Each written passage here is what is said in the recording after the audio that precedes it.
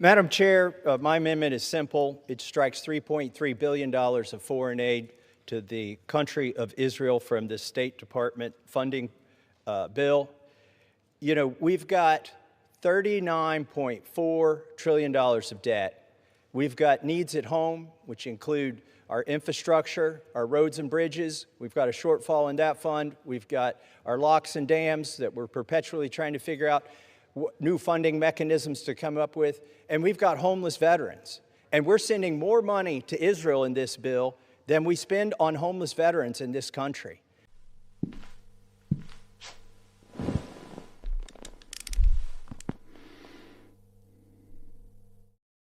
$104 to $314. That was the final vote. The amendment failed. But here's what they don't want you to focus on. 103 Democrats voted yes. 1 Republican voted yes. That Republican was Thomas Massie of Kentucky. And for that vote and every vote like it, AIPAC and pro-Israel donors spent over $25 million to end his career. Think about what that means. $25 million for one congressman in a primary. I'm Brandon Mace, and this is Political Lens. Here's what we're breaking down today. 1. What Massie's amendment actually said and why 103 Democrats crossed the aisle to support it. 2. How AIPAC turned a Kentucky primary into the most expensive House race in American history. 3. What this tells us about who really controls U.S. foreign policy. Let's break down really what happened here. July 15th, 2026. The House takes up the National Security and State Department funding bill.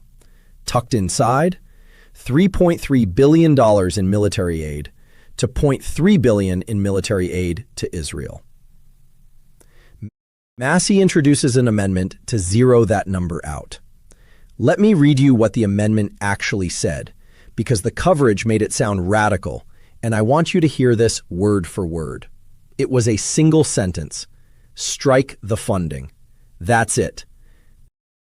Well, more than half the House Democrats voted on Wednesday to strip $3.3 billion in U.S. aid from Israel.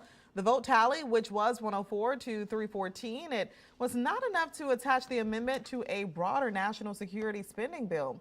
More than 100 Democrats voted for the amendment to strip the foreign military aid, and almost as many voted against it. Most Republicans, they voted to preserve the aid. The House's Democratic split, it comes in what's largely considered a test vote ahead of the midterm elections in November to determine control of Congress.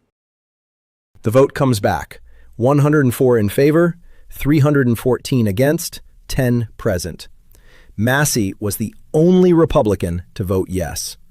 The other 103 votes, all Democrats. That happened.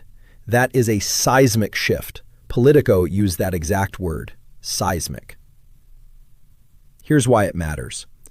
In every previous Congress, cutting Israel aid was a fringe position, maybe 10 votes, maybe 20. Now, nearly half the Democratic caucus. And Democratic leadership split. Hakeem Jeffries, who's taken $1.5 million from the Israel lobby, according to AIPAC Tracker, voted no and urged his caucus to do the same. Catherine Clark, the number 2 Democrat, she voted yes. That kind of split doesn't happen by accident. But here's where it gets interesting. Because while this vote was happening, while 103 Democrats were breaking with their own leadership, Thomas Massie was already a dead man walking. A month earlier, Massie lost his primary to a challenger named Ed Galrain, endorsed by Donald Trump and backed by $4 million in ads from pro-Israel groups. The reality is, and I need you to understand this, AIPAC didn't just fund ads against Massie. They spent $25 million to make his primary the most expensive House race in American history.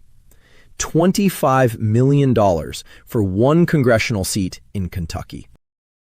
When you say that they spent money to try to buy the seat, who are you talking about specifically? I'm talking about the Israeli lobby, AIPAC, Republican Jewish Coalition, Miriam Adelson, Paul Singer, and John Paulson. These are the groups that have given 95% of the money to my opponent because they're mad at me over foreign policy. Now, what's interesting is my policy has always been no country is special, and no country deserves my constituents' taxpayer dollars. So I have never voted for foreign aid to Egypt, to Syria, to Israel, or to Ukraine. But the ones in Israel, since they're the biggest recipients of it, that makes them a little bit mad. Let's trace the money for a second, because this isn't conspiracy, it's public record. Massie has been voting against Israel aid packages for years. The Iron Dome funding, the supplemental aid bills. He's been the lone no when 434 members vote yes. And every time he voted no, AIPAC tracked it. Every time he spoke out, they noted it. Then came the primary. Pro-Israel PACs, not just AIPAC directly, but the network of organizations connected to it, poured millions into ads attacking Massie. They called him weak on national security. They ran ads claiming he was dating a New York congresswoman. They spent more money attacking Thomas Massie than was spent in most Senate races. Think about what that means. There are 435 members of the House. AIPAC chose one, the one who voted no, and spent $25 million to make an example of him. In plain English, the message to every other member of Congress is clear. Vote against Israel aid and we will end your career. After Massie lost, a post on Reddit's r/politics blew up. Nearly 6,000 upvotes, 300 comments. The title, As AIPAC Spends Millions to Oust Him, Massie Unveils Bill. Then another thread on r/centrist. This one hit hard. A user wrote, My centrist views on Israel are shifting, and AIPAC is to blame. This isn't a left-wing thing. This isn't a right-wing thing.